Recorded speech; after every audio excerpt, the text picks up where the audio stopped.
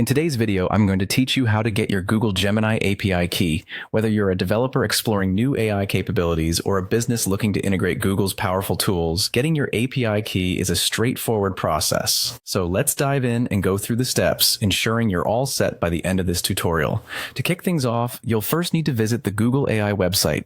This is where you'll find all the latest tools and resources Google offers to the developer community. Simply open up your web browser and enter the URL for the Google AI platform. This site is a hub for everything related to Google's artificial intelligence tools, including the Gemini program. Once you're on the Google AI page, the next step is to log into your Google account. It's important that you're signed in, as this will grant you access to the necessary components and enable the seamless creation of your API key.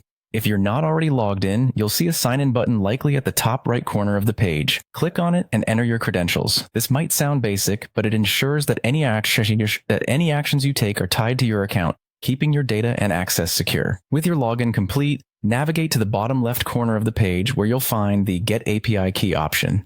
It's typically marked clearly, but if you don't see it right away, take a moment to explore the interface. Clicking this option will take you to a section dedicated to managing and creating API keys, an essential step in accessing Google's services. Now, you'll want to select Create API Key. This process is quite user-friendly and involves just a few clicks.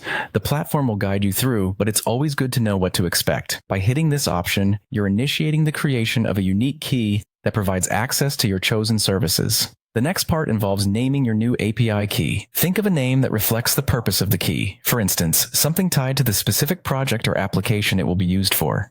Giving it a clear and relevant name helps keep track of your keys, especially if you have more than one. Once you've named your key, click the Create Key button.